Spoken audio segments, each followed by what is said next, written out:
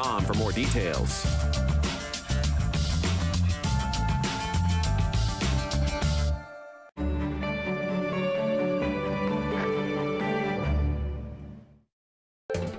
Call the Rogers TV viewer response line, email us, or connect with us on social media.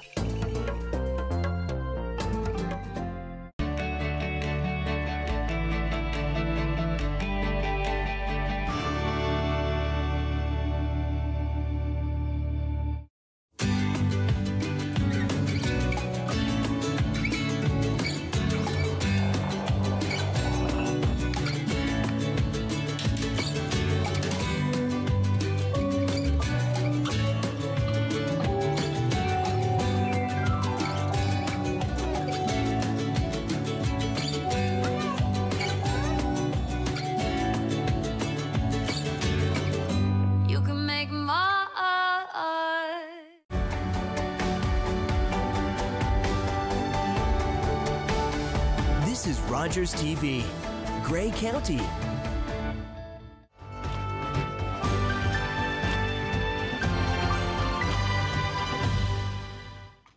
Hello and welcome to this special edition COVID-19 Rogers television program dedicated to providing you with information about community services and resources available during this pandemic.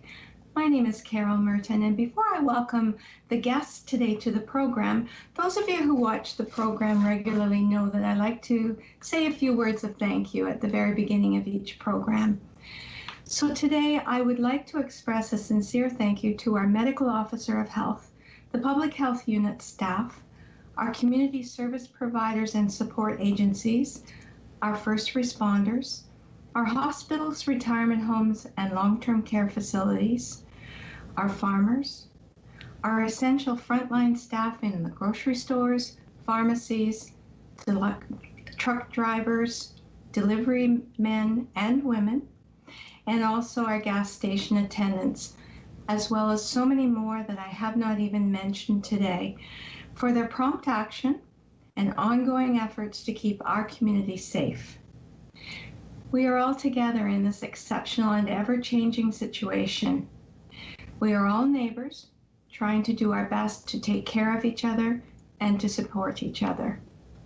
Here on Rogers TV, we will be providing you current information from our community agencies and from our elected officials. However, as you are already very well aware, this information changes extremely rapidly. So we encourage you to stay current with the information by going online to the Public Health Unit website at publichealthgraybruce.on.ca, listen to the radio, read your newspaper, and of course, tune into Rogers TV for regular updates. On that note, I want to welcome two guests today. I have joining me Lisa Lambin, who is a public health nurse at the Public Health Unit, Grey Bruce, and also Kevin McNab, who is the Director of Paramedic Services in Grey County. Have I got that right, Kevin? That's correct. And I want to welcome both of them. They're going to be talking about a unique partnership and program that has arisen, which is the mobile COVID-19 swab testing. So thank you both very much for being on the program today. I read with interest about this new initiative, and I thank you for explaining about it. Lisa, you were great. You sent me questions and bullet points, so I'm going to start with the first question. How was the mobile swab team? That sounds official, mobile swab team. How was it developed? Who wants to go first? Well, maybe we'll ask Kevin, because I think the EMS, they offered to partner with public health to offer in-home swab or a mobile swab team. So I was asked by my manager to lead our team here at the health unit. So maybe I'll let Kevin, you can say how you approached the health unit, okay? Sure. So earlier, probably about 6 weeks ago now, we sit at a table called this Community Southwest Pandemic Planning Table. And it was identified through that table some gaps as far as in the community across the old Southwest Lynn boundary about COVID-19 testing in the community. So we were asked to develop a program not just for Grey, but across the region that would allow paramedics under the direction of the local public health unit to go out and do swabbing in the community for people that couldn't attend an assessment center. Now, Kevin, the paramedics do other community programs as well, correct? Yeah, we have been fortunate in Grey with funding from on the, I guess would be the Southwest Lynn through the Lynn Home Care for us doing community paramedic programs that we've been doing since 2015. So we have a roster of patients that we work with the Owen Sound Family Health Team and the physicians of the Family Health Organization that we see people with COPD, congestive heart failure, and diabetics. And then we also have some clinics that we run at some of our county-run buildings. So you were ideally suited and had programs in place that actually the fit was great because you were out in the community already providing services. Yes, we have a unit that's dedicated to community visits 7 days a week from 7 to 7. So It worked well. And we're used to this is operated outside of our 911 system.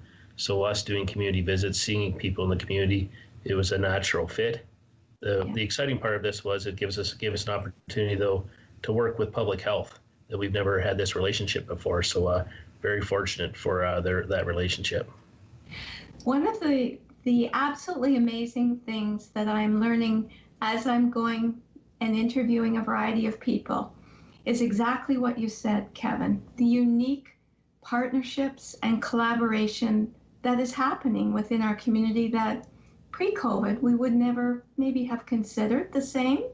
And I think you just nailed it. Just to be able to have that working relationship and develop those sort of connections has to be helpful for our community, not just now, but in the future as well. So Lisa, I'm wondering if you can explain. So I understand that you were asked about the last week of April to lead this initiative. Can you walk us through how that evolved? Yeah, sure. So our manager, Sarah Ellis, she put a message out to all the nurses that work at the health unit to see who would be interested in doing training for the swabs. And then from that response, she picked 4 of us. And then we set up with the Hanover Assessment Center and the Owen Sound Assessment Center to be trained on how to collect a swab. So that was a really interesting partnership as well, because we've been getting all kinds of calls from people with symptoms, and then we send them to the assessment center. So it was really good to see how each of the assessment centers were operating from that standpoint. And then we had a really good experience working with the staff at the assessment centers to get our training in and be able to practice swabs before we were out in the community. So that was excellent. So my question is, did you have to have a swab done on yourself?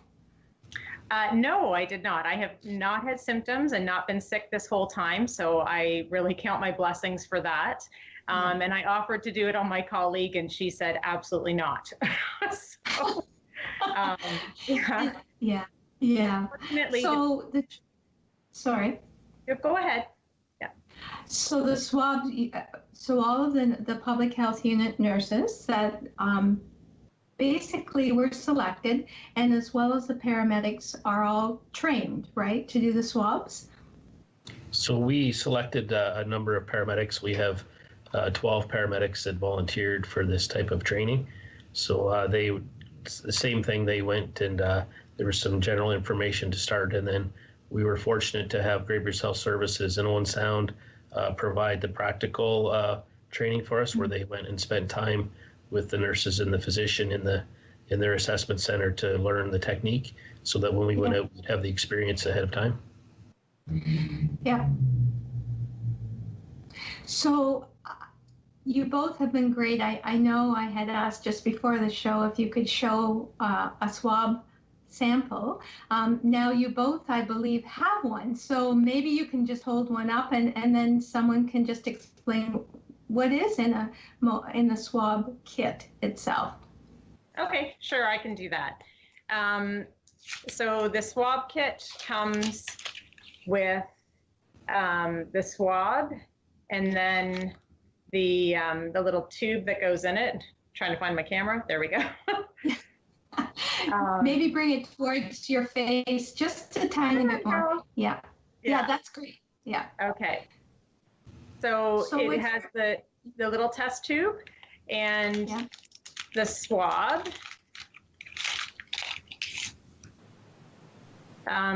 So that's the swab. And that you looks like a big Q-tip. Yeah, some of them have a brush on it. This one didn't have that. Usually we want to use the brush one that's a little bit more flexible. This one tends to be a little bit stiff, but there's a little black line on there. So that's how far it has to go. We want it to go into the nasal pharyngeal, so into the back of your nose cavity. And it stays in there for about a count of 10, and you twist it. So it is quite uncomfortable for people. And so we just let people know that if they're really uncomfortable to kind of give us a wave and we'll pull it out. So, and then you put it inside the tube and break it off at the black line, and then it goes to the lab. So it goes into one of these bags and then to the lab. And typically right now it's taking anywhere from 2 to 4 days to get results back. So the lab itself, where is that located? Do you have to send the test somewhere else outside of the area, or where is the lab? Yeah, so it goes, most of them are going to the public health lab in London. So we have a daily courier service that stops by here and then all the hospital sites, and they pick up any test kits, not just for COVID, but for other tests too. And then it's taken down to London. So the supplies, where do they actually come from? How do you get the swab kits? Because I know originally there was some concern about having enough kits available. So where do they come from? So they come from different agencies, but the EMS is getting them from us here at Public Health. We have several kits, and we supply the doctor's offices and the long-term care facilities. So there's lots of kits available now. At the beginning, there was not, but there is now. So how do you actually know who needs to be seen at home? Kevin, I'm wondering if you can explain the process from the paramedic point of view. Yeah, so we're focusing on patients that can't make it to an assessment center. So you're looking at people in retirement homes, congregate settings, homebound people, people on vents, those type of things.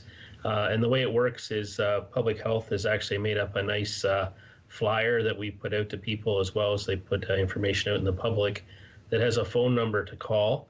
And when they call Public Health will be screening them. And then if they can't make it to an assessment center, our paramedics are set up with a phone number that they will call, and then they'll book the paramedics in, and they would go out and see the person at that point. And then we follow up with a form to ensure that the loop is closed and the person was seen, and the swab is dropped back off at Public Health. So when you go into a person's home, are you in full PPE, the protective equipment? Yes, we've actually went to that with all calls right now because of the community spread of COVID-19 and not knowing, who has it and who doesn't. Paramedics at the point now for any 911 call are actually using personal protective equipment. You'll see them wear it on all calls that they go to. Right. So you go into all of the facilities, including, we've heard about long-term care and certainly concerns about that, but the paramedics and the public health unit nurses will actually go out into the higher risk areas to take these tests, right? Yes, that's correct. And like long-term care, majority of them are able to do them themselves as well. So we won't go where there's already somebody that knows how to do it. It would be the places that don't have the expertise that we would attend. Right. So, Lisa, I'm wondering if you can explain what else you tell people when you're out there doing the testing. What sort of education is part of this whole process? Sure.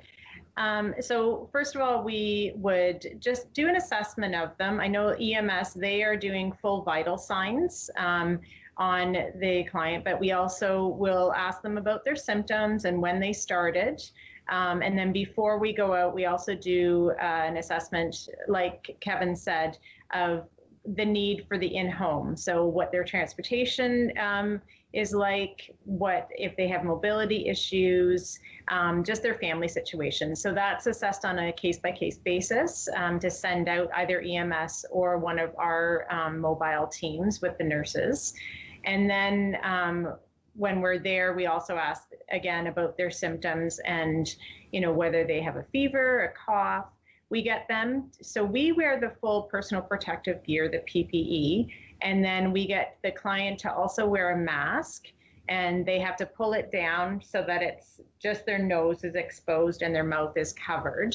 And then we do the swab. Afterwards, we give them a piece of paper, and they have to self-isolate until they get their test results. So we explain what that means. And that just comes off the Public Health Ontario website. And we go through that they can't leave their house, that they should try and self-isolate from their family members within their house if possible. If that's not possible, then their family members should also be self-isolating and not leaving the house. And then we also give them some information about how to access their results. So there is an online portal through ontario.ca where they enter their information and they can get their results, or they can call Public Health and we will try and help them find their results. Yes.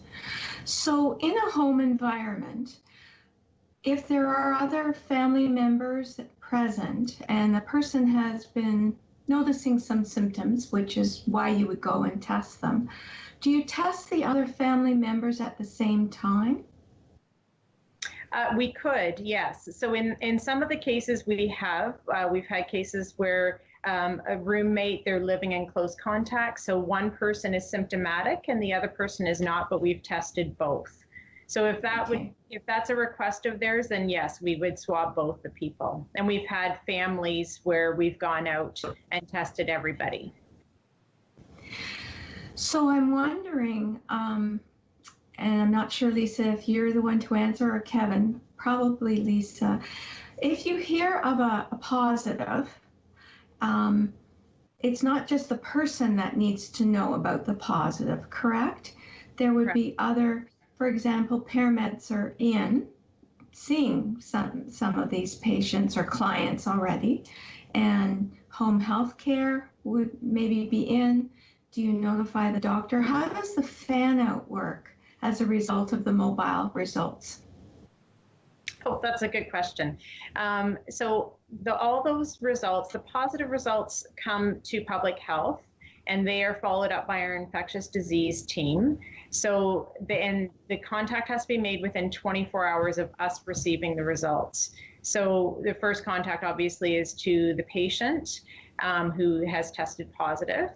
And then we do contact tracing for everybody that they've been in contact for the last, like a few days before they were symptomatic. So if they have nurses or PSWs coming into the home, those people would be a contact. If EMS did the swab or if we did the swab, we would also be a contact. And then they assess the risk. So because we wear full PPE, the risk is lower that we wouldn't need to self-isolate because we were in touch with a positive case. And same with the nurses that go in and the PSWs, if they're wearing full PPE while caring for that person before and after their test results, then their risk is low. Yeah. Kevin, I'm wondering what you're hearing back from those who are actually going into the homes and doing the testing. What is the response that you're hearing back from the community and also from your paramedics who are actually going into the homes? Actually, I believe that probably the most positive thing is the responsiveness of the paramedics. That generally, you make a phone call, and actually Lisa and I have kidded around about this. Is they're almost sitting on the doorstep waiting for them to get going by the time they hang up the phone. So it's been very quick response. Like, it's one thing about paramedics. That's where it's more or less innate in us that we would you call us and we go quickly. So again, we're not these aren't emergency responses, but generally we're mobile. We're able to go quickly. So I think that's the one thing. And then for the people that would have difficulty getting to an assessment center, having that to be able to go to their home, and then also having that, the hands-on and assessment, gives some people some reassurance as well, that the paramedics are there that can assess them. And the paramedics themselves, it is a different role for them. So, but they enjoy the training and the additional responsibilities, and it's something different than their regular day of work. But they still are doing some calls in between, like when there's downtime. And but yeah, they're definitely enjoying their new role. So, Kevin, I'm wondering, when the paramedics are in the home environment, since this has begun, have there been any cases where they've actually had to encourage someone to actually go to the hospital? They've been in and done the testing, but based on their assessment, have they been able to pick up anyone that really did need to be assessed further? I don't know every call that they've done, but I know there has been an instance where we have taken someone to the hospital when we've been on site, and but that's very rare. But certainly, it's another eyes-on service out in the community to assist. Lisa, I'm wondering how many of these swabs or tests have actually been done since this new initiative began. I can't give you exact numbers, but I know last week we sent EMS out every day. And this week so far, I think we've sent out twice. So I would say probably, and Kevin, you may know too, maybe 15 for EMS. And then for our team, so EMS, it's Grey County. And so we're sending them all over any place that would fall within Grey County. And then Bruce County is the nurses from the health unit. And we've done probably about 10 in-home swabs. And then our team is also partnering with each of the reserves at Saugeen and at Chippewas of Nawash. And we're doing an assessment center there once a week. Chippewas of Nawash is on Tuesdays for the month of May, and Saugeen is Wednesdays. So we've been doing swabbing there as well on a drop-in basis. Have you been surprised by the numbers that you've been doing? When you first started, it was a concept, it was an initiative. But from either of you, have you been surprised at the volume?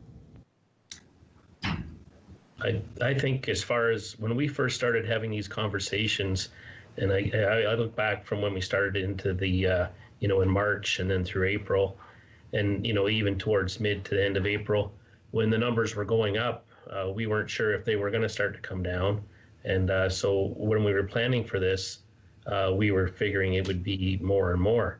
But we've been very fortunate in this area, and I believe it's through a lot of hard work of public health and all the partners that the numbers are low, and we're in a very fortunate spot right now. And I guess what I keep my eye on is that it's slower than what we thought it would be, but at least we're in here, we're offering this service, and if down the road that it does become busier, which we hope that it doesn't, that we're well prepared now, that we don't have to ramp up as quickly. We're already ramped up, we just have to turn it on. So exactly. Lisa, you had sent some information to me about clearance testing for placement into long-term care facilities, and I'm wondering if you can speak a little bit about that. Yeah, for sure. So sometimes if there's somebody that needs to go into long-term care, the facilities are requiring to have a test done before they move in. And it has to be done in a timely manner. So the results have to come in 24 hours before the person moves in. The other step that would be taken is that they would be in self-isolation for 14 days while in the facility. So it's just so that the virus is not coming into the facilities at all. So we would do that for long-term care, for retirement homes, and for group homes. And we have done a few of those. We've sent Grey County EMS, and we've also done that with our own swab team here at the health unit. So it just has to be done on a timely basis. So when people call about that, I usually chat with the family members, because they'll get the call to say there's a bed available, but we can't do it a week in advance, because if they contract the virus within that week, then the swab is not valid. So I usually say I need contact within that sort of 24-hour period. And Kevin's team has been great to respond so quickly. They're usually here at our doorstep prior to me having the paperwork finished. Excellent. Excellent. Yeah. But timing, especially around placement, I mean, it is critical to have the right fit of time to get the results back within that time frame as well. So it's important. So if I'm at home and I'm thinking, you know what, I think I'd like to have a swab done. How do you figure out who qualifies to have a swab? What's your screening criteria? So first of all, they have to have symptoms. So now the Ontario government has opened up testing to anybody that has symptoms. So if you have a fever, a cough, a sore throat, a hoarse voice, have difficulty smelling or tasting, there's headaches, there's many different symptoms now. So if you are experiencing those and you can't make it to an assessment center, so we've had people that have mobility issues. We have people that are confined to home because they're in a palliative state. We've had patients that don't have transportation, and it would be difficult for them to get to an assessment center without using transportation for an elderly parent or a taxi cab. So transportation is an issue all over Grey Bruce, just because we're not a big center with a lot of public transit. So we just chat with the person on the phone about their situation and offer that. And like Kevin said, people have been so thankful. I had one woman that first called telehealth, and the voicemail said that they wouldn't get back to them for 2 days. She called her family doctor, and they weren't able to help them with swabs. So then they called public health, and because we have so many people on the helpline, we're able to get return calls within about 20 minutes. And then I sent out EMS, and the woman was so happy because everything was local. She said it was so nice to talk to somebody at the local public health unit, and then the EMS came out, and she was just, within 2 hours, we had the EMS there doing the swab.